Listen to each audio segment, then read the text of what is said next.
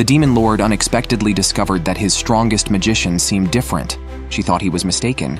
The moment she left, Ike suddenly collapsed to the ground, powerless, because his true identity was that of a human.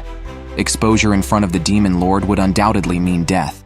It turned out that Ike was once an orphan abandoned by humans, taken in by the greatest magician of the demon tribe, Romberg, who raised him as his own grandson.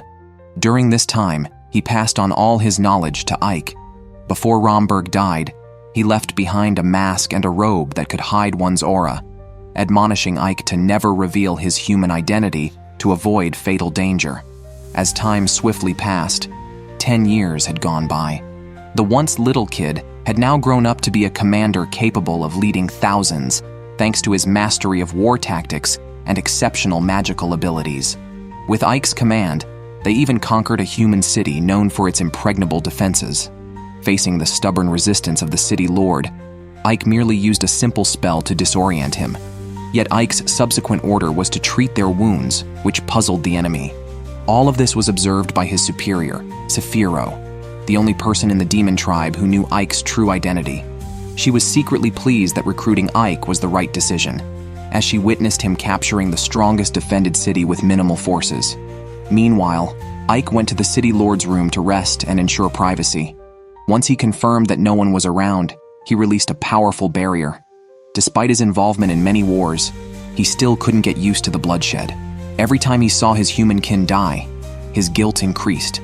Therefore, after achieving victory, he would immediately order his troops to treat the humans. And when alone, he always took off his mask as a reminder not to carelessly expose his identity. However, what he hadn't accounted for this time was a girl quietly hiding under the table who fainted from fear after bumping into something. Ike was devastated, unable to believe that the secret he had kept for 20 years could be exposed in such a manner. Before he could think further, his subordinates brought him a troubling issue. Ike's mercy had left too many humans alive in the city, which directly caused dissatisfaction among other officers. However, Ike had his own response ready. In this trade-centric city, the more humans there were, the more economic activity they could generate, and the higher the taxes they could collect. But while communicating with the residents, a teleportation spell suddenly activated on Ike, and when he regained consciousness, he was in a dark place, attacked by a formidable magical puppet. It turned out this was Sephiro's latest creation, wanting Ike to test its power. After easily defeating the puppet, Sephiro brought up official matters. It appeared that the current Demon Lord, having heard of Ike's great achievements at the front, wanted to see for himself this capable young commander. Under Sephiro's convenient teleportation magic, the two set off for the Demon Lord's castle. Meanwhile, the girl woke up from her faint, realizing she was locked inside a barrier. She was not surprised by this. After all, she knew Ike's secret. What she didn't expect was that Ike had even left a plate of dumplings for her. She decisively picked one up and ate it, finding it to be delicious. At the gates of the Demon Lord's castle, Ike and Sephiro had already arrived. To prevent Ike's human identity from being seen through, Sephiro quietly blew a breath of spiritual energy. The next second, the guards responsible for the inspection detected a strong magical aura on Ike, which completely dispelled any doubts about his identity. On the way to meet the Demon Lord, Ike couldn't help but recall various deeds about the Demon Lord. It was said that the current Demon Lord had overturned the demon's inability to defeat humans in just one battle, making her the strongest in demon history. She also had a unique insight into personnel, promoting even the lowest of soldiers if they showed potential, judging solely by ability. This innovative approach led the demon tribe to prosperity. The prospect of meeting such an epic-making demon lord even excited Ike a bit. However, what he didn't expect was that the demon lord looked nothing like he had imagined. After a brief exchange of pleasantries, the demon lord inevitably became suspicious of Ike's identity and questioned the reasons behind his actions after capturing the city. Fortunately, Ike was well prepared, articulating his philosophy smoothly, and with Sephiro occasionally interjecting, they managed to avert the crisis of his identity being exposed. Yet even with his watertight explanations, the Demon Lord instinctively sensed something was amiss. She came closer to Ike, claiming that next time she would definitely see Ike's true face, leaving a meaningful remark before departing. At this moment, Ike was sweating profusely. The close encounter with the demon lord had his heart racing, and she had even discovered that Ike's face was a mask. The only relief was that at least his identity had not been exposed this time. After the matters with the demon lord concluded, Ike immediately returned to his room to check on the girl. The food had been completely devoured, suggesting that the girl wasn't as stiff as he had imagined. When the girl saw Ike again, she was very panicked. Ike quickly assured her that he would not kill her, which immediately stopped her tears. After some conversation, it was learned that the girl's name was Sadie, who had become a maid for various reasons. To keep the secret from being exposed, Ike had no choice but to take Sadie as his own exclusive maid, establishing a contract that she must never reveal the secret for life. It is worth mentioning that after meeting with the demon lord, Ike received a reward from her, the recently conquered human town, and Ike was appointed as its new lord. However, Ike was not pleased, because this town was located on the southern border, which is essentially the front line of the human-demon wars, always at risk of human attacks. Gazing at the surrounding buildings in ruins, Ike had no choice but to order the residents to first rebuild the city walls. Otherwise, even with his extraordinary abilities, the human forces would easily breach them. However, relying solely on human power would take at least half a year. But Ike was not one to sit back idly. Not only did he have humans join in the construction work, but he also called upon the entire army to assist the humans with the physical labor. Seeing humans and demons working together, his lieutenant could hardly believe his eyes.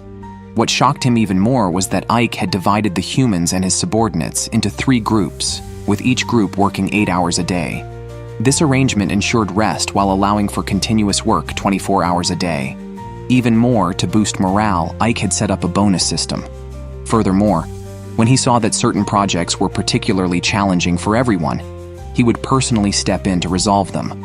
Such actions earned him the admiration of his subordinates, who believed he could definitely become the next demon lord. Ike unexpectedly discovered that after becoming the strongest mage among the demon race, he not only received the title of Lord from the Demon King, but also found his romantic fortunes ridiculously exaggerated. Normally, having 2 little fangirls clinging to him was tolerable, but he was especially surprised when he woke up in the boudoir of a beautiful superior. Since becoming the lord of the city, Ike found himself increasingly preoccupied with numerous matters, especially since his city was located at the border between humans and demons, always having to be prepared for human attacks. To gain the upper hand, Ike and his maid Sadie infiltrated a human town to secretly gather information about the human army. However, they were barely there before Sadie got distracted by a street vendor's game. It was a classic street scam where guessing the location of a bead could double one's bet. It seemed simple but was not easy at all, as the vendor would never let you guess correctly. At that moment, Sadie had no money. Just as the vendor was about to shoo her away, he noticed that Sadie seemed to have a nice figure, and suggested she could gamble with her body. As the vendor was about to lift the cup, unexpectedly, all the cups started floating in the air, and Sadie realized none of them contained the ball. Realizing the vendor was cheating, the crowd became furious and was about to resort to violence. After this minor incident, the two continued scouting for information. The demon race's power was growing stronger under the new Demon King, prompting many major nations to cease their infighting and form alliances against them. Unbeknownst to them, as Ike was preparing to return, the earlier vendor came with people, intending to capture Sati as his slave. Hearing this, Ike quickly surveyed the surroundings and, finding they were alone, subdued the vendor and his companion. Ike then inquired about the army. It turned out that the country's leaders wanted to strike Ike's city before forming an alliance. Back home, Ike quickly began devising countermeasures. Unexpectedly, his subordinates Lilith and Sadie began to get jealous of each other, each claiming to be closest to Ike, which only added to his headaches, as he couldn't focus on the pressing matters. Fortunately, his deputy arrived just in time to temporarily resolve their dispute. That very afternoon, a knight commander led his troops in preparation for a surprise attack. However, Ike had already prepared an ambush, positioning skeletons and orcs at optimum locations. Thus, before the human forces could even launch their attack, they were defeated with minimal losses by Ike's strategic planning. But what surprised Ike was that the leader of the opposing legion seemed formidable. Upon realizing they were ambushed, he immediately ordered a retreat. Such courage and decisiveness were not common among ordinary people. However, before his deputy could rejoice further, an arrow shot from behind accurately hit Ike. Although such damage wouldn't normally concern a typical demon, Ike's true identity was that of a human. He thought he was going to die, but when he woke up, he was astonished to find himself lying in bed, with his superior sleeping soundly beside him. It turned out that she rushed to heal his wounds right after he was injured. The details of the healing process went without saying. Looking at the arrow that hit him, Ike had two suspicions. Either an assassin had infiltrated the city beforehand, or there was a traitor among his subordinates. But he didn't have time to ponder it further, as the two women who had been worried about him rushed in. Because of Lilith's close contact, another argument ensued. Fortunately, his deputy arrived in time to report on important matters. According to his investigation, the Knight Commander Alistair, who had previously planned to attack them, had been imprisoned due to the failure of the siege. To verify his suspicions, Ike decided to meet Alistair in person. Unexpectedly, Lilith secretly followed along. With no other choice, Ike agreed to act together. However, with Lilith's participation, Ike's original plan for a stealthy infiltration turned into a direct assault, greatly improving their efficiency. While Lilith distracted the guards, Ike quickly found the room where Alistair was detained. As Ike had anticipated, Alistair was not simple at all. Far from being panicked, she immediately attacked Ike with a small knife aiming for his vital parts. Unfortunately for her, Ike quickly subdued her to the ground. Seeing her true face as a woman, Ike, while somewhat admiring her, also asked Alistair if she had planted any assassins in the city. At this, Alistair counter-questioned Ike. "Are you really a demon?" Before Ike could respond, a large number of soldiers rushed in. Ike never expected that there would be a traitor within the Demon Lord's army. One who not only tried to assassinate him, but even aimed for the Demon Lord's head. To uncover the truth behind his assassination, Ike risked infiltrating a human prison just to find out the connection between the assassin and the White Rose Knight Order's commander, Alistair. Unexpectedly, he almost exposed his human identity, and was even held hostage by the opposition who ordered him not to move. Meanwhile, reinforcements arrived in the prison, but Ike remained calm. "If you say don't move, then I won't move," he declared, unaware that Ike was a magician who could control minds with his magic right where he stood. Time seemed to stand still for Alistair as everyone's senses dulled under the magic. Then, Ike collapsed the floor beneath them. As soldiers fell from the height, Ike quickly saved them. Alistair, unable to grasp Ike's motives and unaware of the floor breaking beneath his own feet, found himself being princess carried by Ike after a leap, blushing intensely for a fraction of a second before hastily breaking free to question Ike's intentions. Ike revealed his identity as the commander of the 7th Legion of the Undead of the Demon Lord's army. Only then did Alistair realize he was the legendary commander of the Demon Lord's forces. Considering the question of whether Ike was human, being part of the Demon Lord's army, it was naturally impossible for him to be human. His purpose here was to find out if Alistair had arranged the previous assassination attempt. Alistair, a Kingdom Knight, was reluctant to speak more with Ike, who unexpectedly pinned him against the wall. Activating his mind-reading ability, Ike saw all her thoughts clearly. Lilith, witnessing this scene, became extremely jealous, willing to offer herself while Ike was out flirting. She demanded that Ike pin her against the wall instead. Ike, at a loss for words with Lilith, decided to leave. However, Alistair stopped him, asking if his visit was just to mock her, a defeated warrior. Ike denied ever engaging in such trivial acts, especially since she was unrelated to the assassination attempt. His mind reading had already revealed her integrity. He kindly reminded her not to worry about this defeat, but to focus more on strategies for after a loss. After saying this, he planned to return directly. Lilith, unwilling to let it go, suggested they go rest at an inn instead. Ike, being straightforward, thought of resting at home in bed, unaware that Lilith was hinting at discussing a 2 billion project. Unfortunately, Ike didn't want to expose his identity because of this. Returning home, he even brought back a special product from the capital, the rice produced there. Due to the Demon Lord's strict order to double the tax revenue of the city, Ike, the agricultural city known for its fertile land, was primarily producing wheat.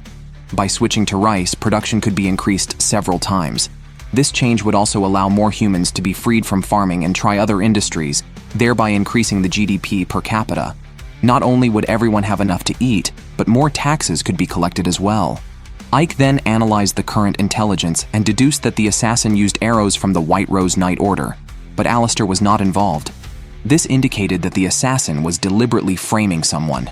Ultimately, he came to a conclusion he was reluctant to believe. There was a traitor within his own army. Consequently, he activated his mind-reading ability, and as expected, the results confirmed his suspicions. The traitor was the goblin right in front of him. Ike immediately sought out Saphiro, only to find her taking a bath and completely off guard, which Ike was accustomed to, but still decided to wait outside. Saphiro instantly knew Ike came because of the traitor, so she was not surprised at all, having anticipated this. The traitor leader, Jess, was highly intelligent and battle-hardened, thus necessitating Saphiro's decision on the next steps. Meanwhile, Jess was surprised to hear that Ike had visited Saphiro, not expecting him to have recovered from his injuries so quickly.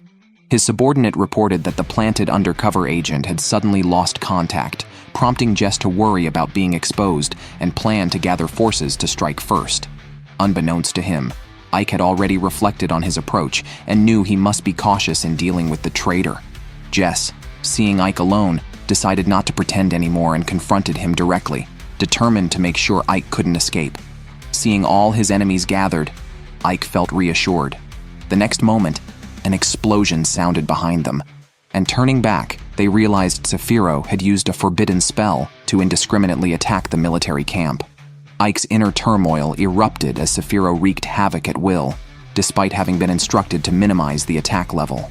However, Saphiro had no intention of showing mercy to the traitors, not even sparing an ant. Ike approached Jess from behind and gave him two options: surrender now or wait until he becomes a commander with no forces left and then surrender. Jess, however, didn't care about the lives of his subordinates and used them to buy time for himself to escape through a secret tunnel, thankful that he had prepared it in advance. But the war had just begun. Unexpectedly, Ike quickly found him. Jess couldn't imagine that Ike had placed a familiar on him. However, Jess still had no intention of surrendering. He was, after all, the vice commander of the Legion. It was a pity that over the years, he had focused solely on scheming and his own combat strength had severely deteriorated. Finding himself restrained by binding magic, Jess changed his tactics and attempted to turn the tables. Ike, truly the right-hand man of the Demon Lord's army, possessed overwhelming magical power and a keen intellect. Jess hoped to ally with Ike to seize control of the Demon Lord's army. After all, the war between humans and demons had lasted many years, and it was the demons' role to oppress and torment the humans for entertainment. But the current Demon Lord did not allow senseless killing. There were not a few in the Demon Lord's army who harbored dissatisfaction. Saphiro, whether due to a lack of ambition or insufficient power, seemed to have no plans to rise to power himself. If they teamed up, they could definitely change the Demon Lord's army. He invited Ike to join their faction. Ike immediately refused without hesitation, and Jess was not surprised.